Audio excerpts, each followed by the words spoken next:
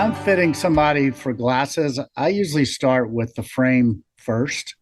And there's the wrap of the frame is important. So if you want to block a lot of the sun and you want the glasses to fit well, in case you're getting active out there and you don't want them to fall off, you want something that's going to wrap pretty well. And that's in the industry, it's called 8-base curve. And then the smaller the curve, the flatter the glasses get. So if you were to get, you're wearing eyeglasses, those are probably a 2 or a 4 base, really flat. And then the 8 is pretty much the highest. And that is a wrap. So it wraps around your eyes, it wraps around your face, and it keeps a lot of the sun out. Right. So I would start with asking somebody if they were going to wear these for fishing. And if they said, yeah, then I'd push them into an 8-base wrap frame. Then there's a lot of different ways to block the light on the frame. You can block them with a side shield. You can block the sun with a fat temple. And then we have something that for those folks who want to be a little more subtle, it's sort of a hidden sun shield. We call it our sun ledge. But, that's where I would start. And then it's hard to fit people in sunglasses sometimes because it's not just apparel where you have extra large, large, medium, and small.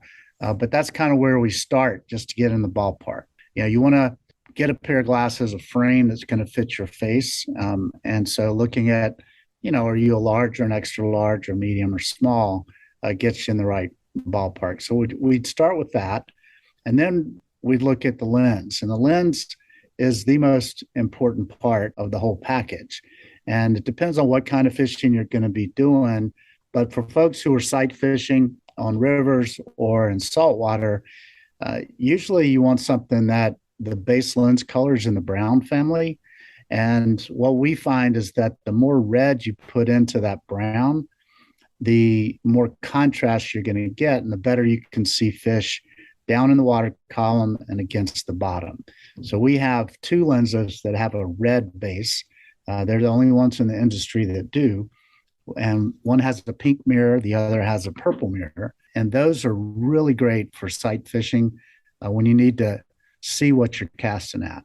And then we have silver and green as well. And those are a little darker and really good for flats fishing when that sun is super bright. So we've got 4 different lenses, each for that type of condition where you need to see the fish against the bottom and down in the water column. There's a vent on the side. And what does it do again? Well, what you're trying to do when you wear, when you pick glasses for fishing is you want to block as much sun from coming in the sides of the glasses and the top and the bottom.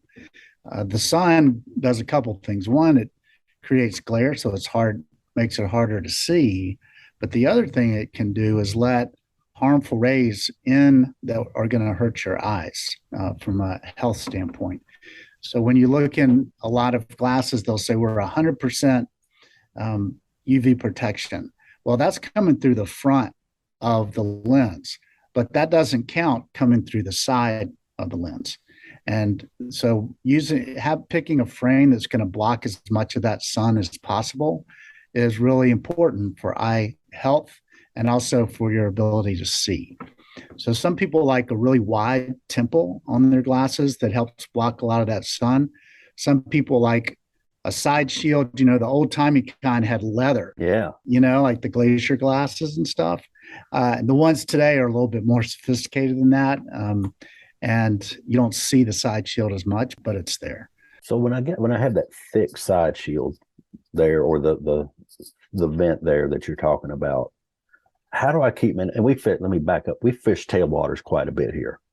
So the water's really cold and we're in the South. So during the summer, it's might be 100 degrees outside when you're sitting in a drift boat. It's a little cooler, but when the fog rolls in or whatever, then your glasses fog. And it seems like the more I pull mine down like this, it'll clear that up. So what do you do about that? You want to make sure that you have airflow. So it really it's really just about picking the right pair for your face. But when you're looking at a pair of frames, you want to make sure that they're not too tight and they're not letting any air flow through the sides or the top or the bottom. So that air flow is what's going to prevent fogging. We also have vents that are in the side shields, and that helps facilitate airflow and reduce the amount of fogging that happens. Usually, you're going to get some fog when you go from air conditioning out into like hot, humid. Right. And there's really not a ton you can do about that. You may just want to take your glasses off and let them acclimate for a couple minutes before you put them on your face. But other than that, when you're out there, you just want to have a fit that gives you a little bit of flow and you should be okay.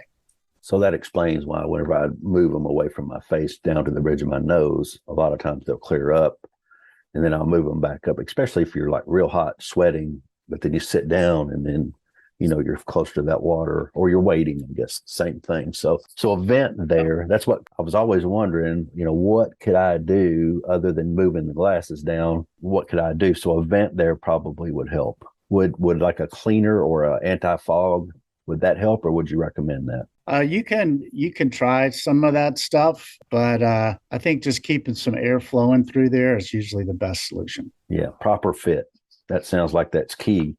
We look at lenses, but we don't always look well. So I look at lenses and I look at the style of glasses I like, and then I try to close them off on my face as much as I can so that light doesn't get in. But what this is telling me is I might need to reconsider that. So already some very useful information.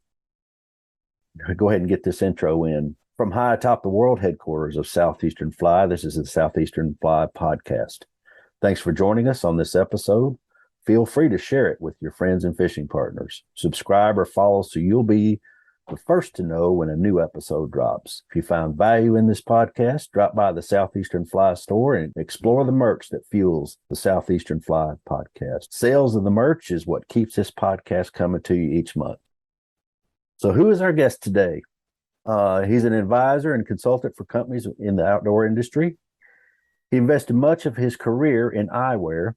He's the founder and CEO of Bajio Sunglasses. He's a Southern boy. He's from Charlotte, North Carolina, and we talked just a minute before this podcast, and he's lived a lot of the places that I've lived. Please welcome to the podcast, Al Perkinson. Al, appreciate you stopping by. Thanks for having me, David. I really appreciate it. Glad to be here. So that was that first question. I think if it doesn't do anything else for anybody else, it may help me understand what I should be doing for sunglasses, and it probably is out there on the web somewhere, but hearing it from someone who's been in the business as long as you have, we're going to talk about that in a little bit, I think helps me understand what I should be looking for when I'm buying a pair. So that first answer was spot on. I like that.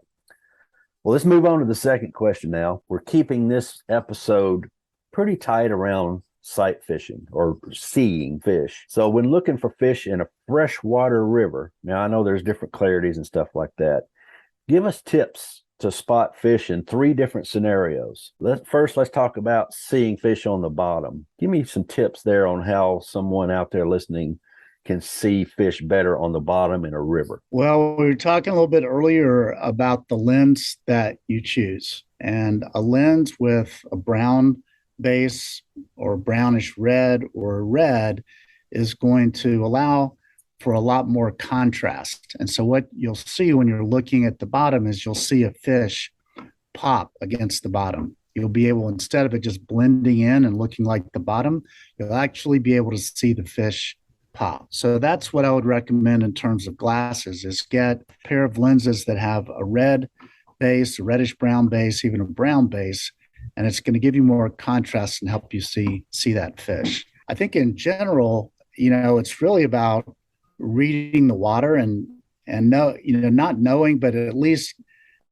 being able to guess where the fish are going to be hanging out. And then, when they're close to the bottom, lots of times you don't see the fish, you kind of see the shadow. So I always look for shadows more so than I look for the body of the fish.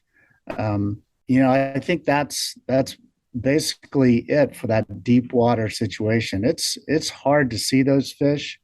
And lots of times, you don't see them until they move a little bit. The other thing is that I try not to look too hard. And it's more of a let your eyes relax and just kind of scan the water without staring really hard at it. And if your eye picks up something that, your brain is just telling, that might be a fish, then stop and look a little harder at that.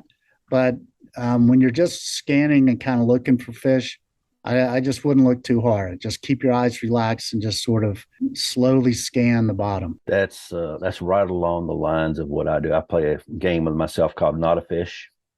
As I kind of scan, I'm like, not a fish, not a fish, not a fish. What was that? And I think that's probably what you're talking about. That's your brain saying, hold on. You're thinking that's not a fish, but it's something different or something that should make you feel like, okay, that might be a fish. So yeah, that makes a lot of sense. To me, it's easier to do that than for somebody to say, hey, there's a fish right there. And they're pointing at it with their rod sometimes.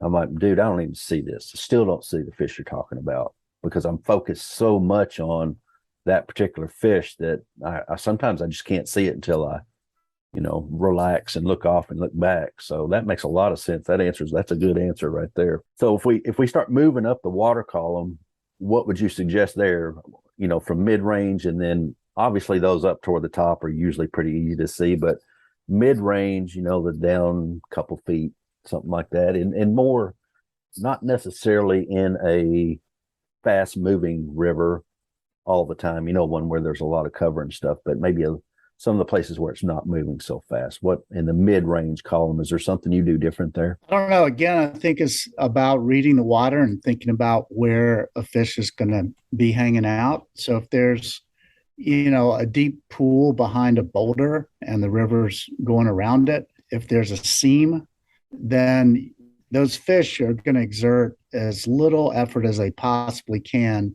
to get as many calories as they possibly can. So lots of times they'll be hanging out in a little bit slower, deeper area close to the fast water. And that seam is the sweet spot because what they do is they just sort of drift over and pick up some food coming down through that fast water. And then they go back into the slower water. So I think just understanding things like that gets you in the zone. The other is, I love streamer fishing and looking for those little potholes where there's a big old brown just sitting back in there waiting to pounce on something. They would be more in the middle of the water column in that situation, and then just cast it in there and running it past and see if anybody's home. Those are the best things. The high contrast lenses still work in that situation because you are looking against the bottom, even if they are in the middle of that water column. And so I think the high contrast lenses help you see a little bit better there as well. But again, I think it's reading that water and knowing how fish behave that gets you close. And then, if you're lucky, you spot them. If not, you're drifting along and, they'll come up and show themselves on top with a bug in their mouth. Amen to that, brother. So I guess probably the thing to remember is that there's no, and we've preached this from day one, there's no silver bullet.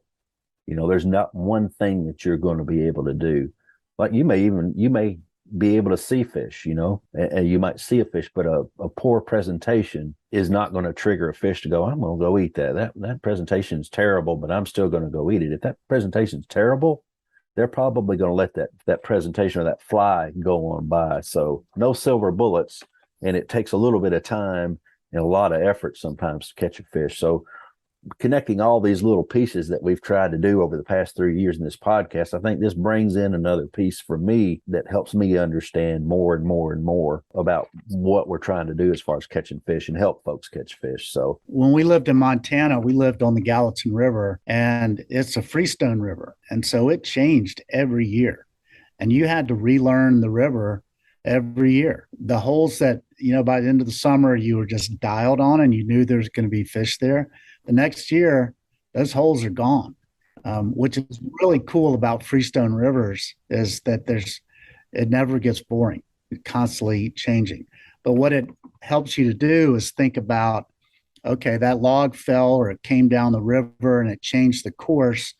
So it helps you learn how to read the water a little bit better. And these tailwaters here, around Middle Tennessee, and I know it's the same way pretty much everywhere.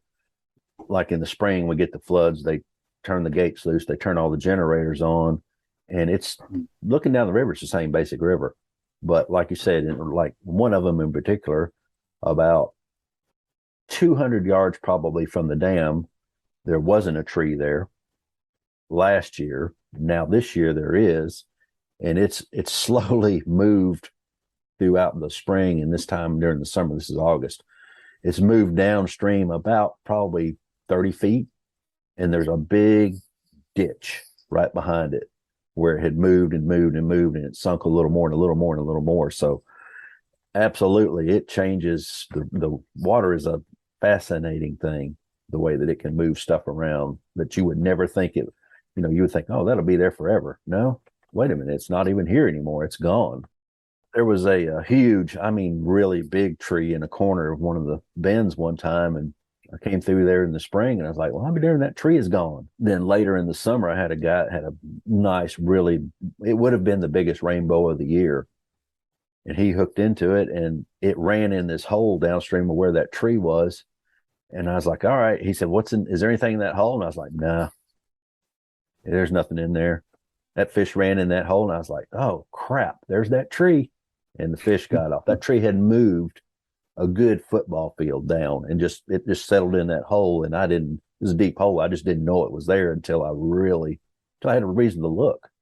So it was water's a strange and powerful thing for sure. So no doubt. Well, let's talk about how you decided to become the founder of Bajio Sunglasses. We mentioned in the intro that you're the founder and CEO, but it's a fairly new company with your vision, if you will, no pun intended.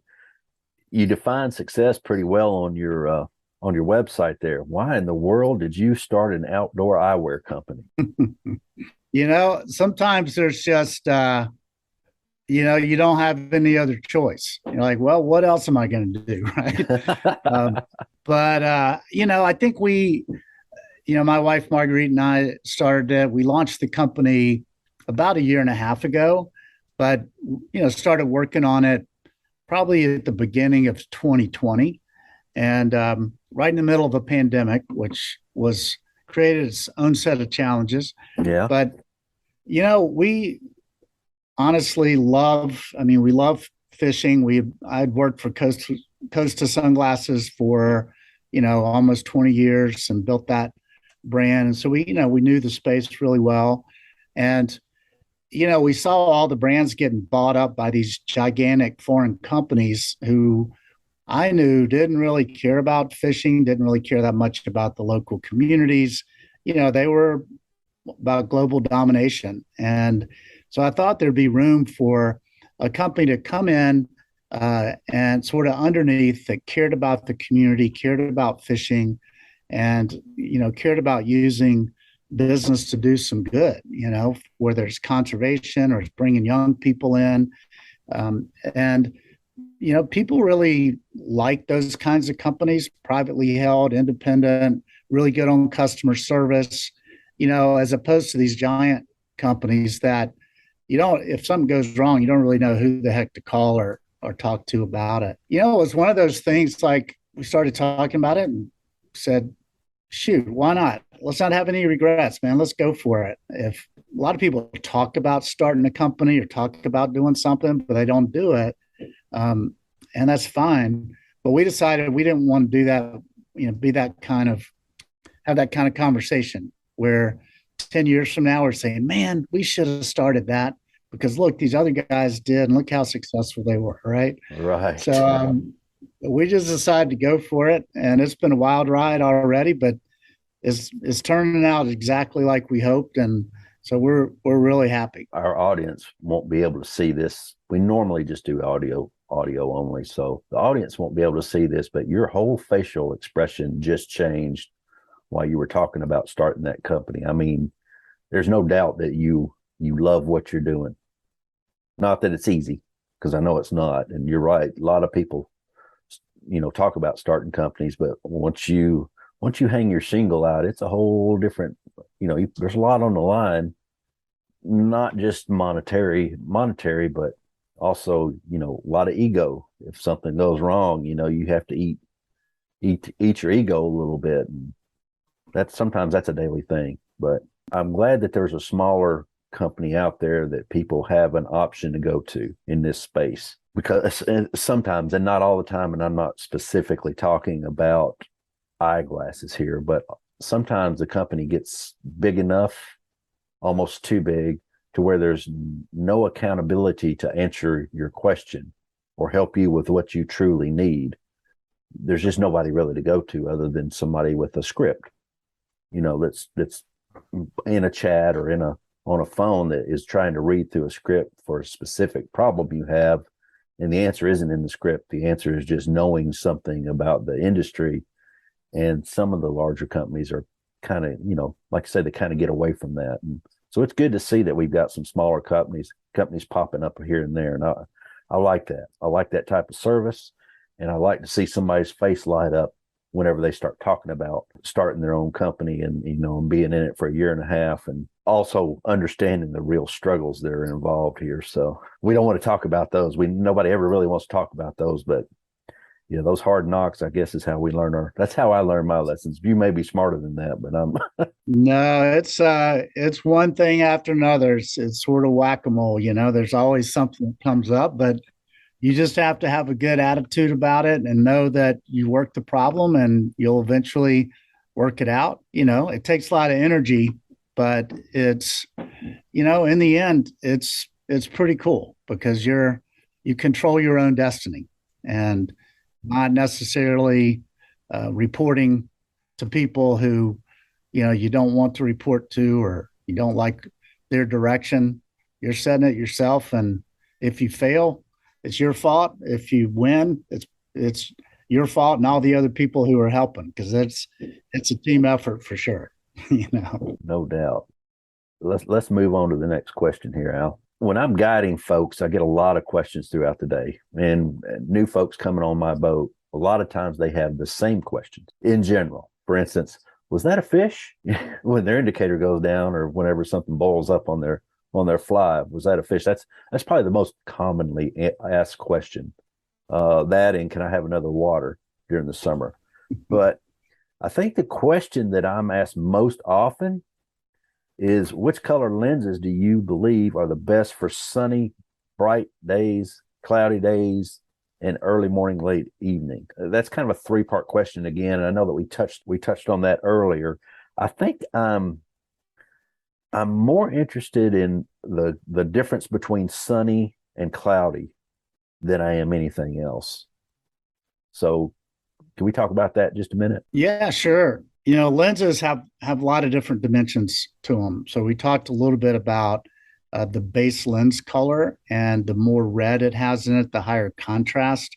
But a lens has a lot of different layers. It's like a sandwich. All of those layers together create that visual experience that we're talking about. And so the base lens color is, like I said, if you're sight fishing, if you're on a river, on the flats, you want a brown based lens. Brown copper is another version of that. It has a little more red in it, and then red has a lot of red in it. And then you want to look at visual light transmission. So not all lenses let in the same amount of light. Some are really dark and don't let in much light at all, and some are really bright and let in a lot of light. The lighter the lens, the lighter lenses are better in those cloudy conditions or low light, dawn and dusk types of situations, just because they're letting in more light. And so your eye, when there's not as much light out there, your eye needs more of it. Some lenses have a lower light transmission, and those are great for sunny days. So for example, we have 4 lenses that have a brown base: green with a green mirror, the other is silver mirror, and then a pink and a purple mirror. And so the pink and the purple are more low light lenses. So the purple has about a 20% light transmission. It lets in 20% of the light.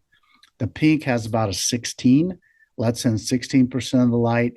Silver is 14%, and green is 12%. The blue, which has a gray base, is more for offshore, only lets in 10%. So that's the darkest lens. So if I'm fishing down, in Belize or Bahamas or a place where the sun is super bright, I'll wear the green all day long. And then later in the day, or if it's cloudy, I'll wear the pink or the purple.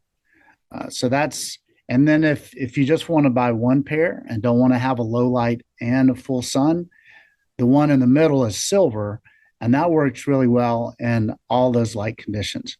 The other thing is that when you get older, lots of times you need more light to be able to see as well as you did when you were younger. And I would put myself in that category.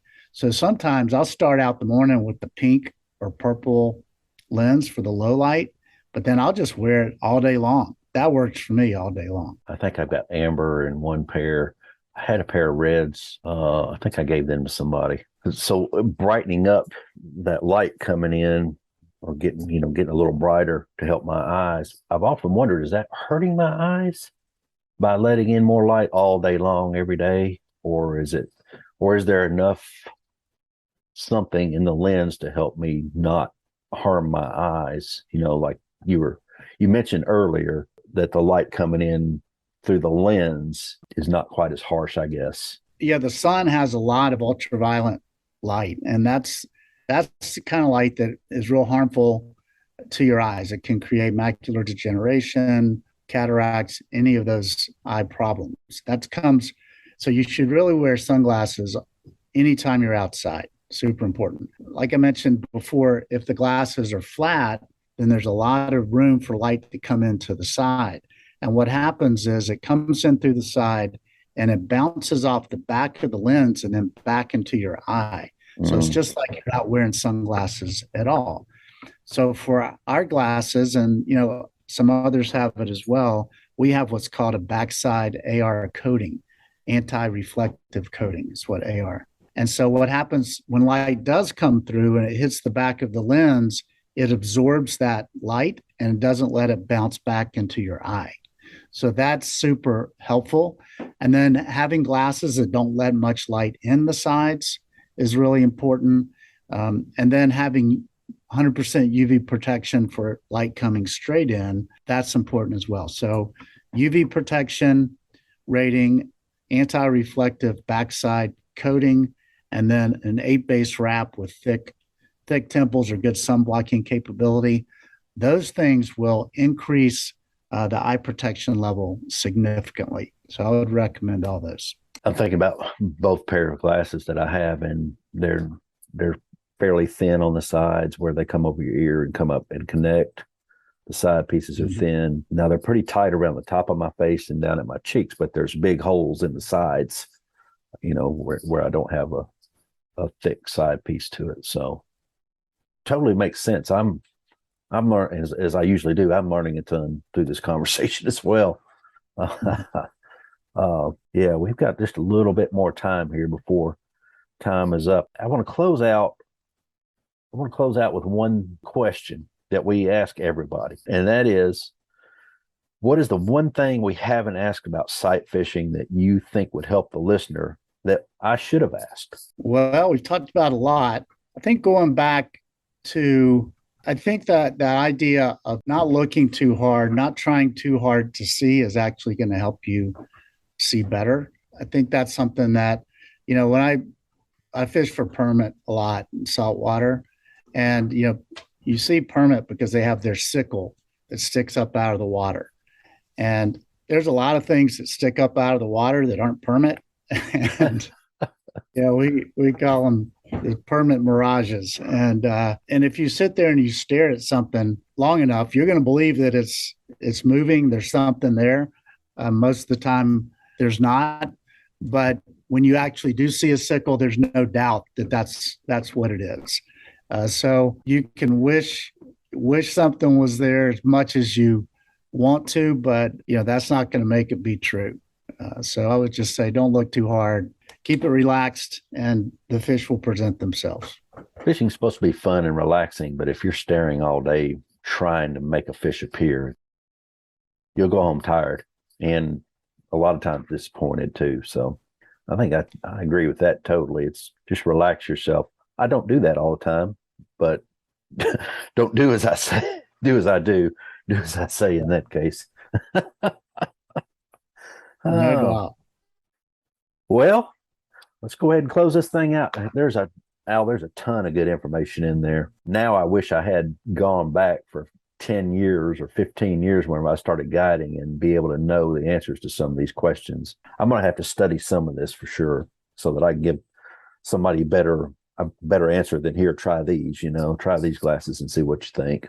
And it just happens to be whichever I've got on my face. It's not like I'm steering anybody. I got what I think I like. So, yeah. All right. Well, let's go ahead and close this thing out. If you find value in the podcast, share the episode with your friends and your fishing partners. Drop by the Southeastern Fly store and explore the merch that fuels this podcast. Let's go over who we've been talking to today. He's an advisor and a consultant for companies in the outdoor industry. He invested much of his career in eyewear, which I think if you listen to the technical side of his answers, you'll understand that for sure. He's the founder and CEO of Bajio Sunglasses. You can find him at www.bajiosunglasses.com. Al, and thank you for stopping by the podcast and giving us this good information. Very helpful. Well, I hope so. Thank you, David, for having me, and enjoyed it a whole bunch. Well, you just listened to Al Perkinson on the Southeastern Fly Podcast. See you next time.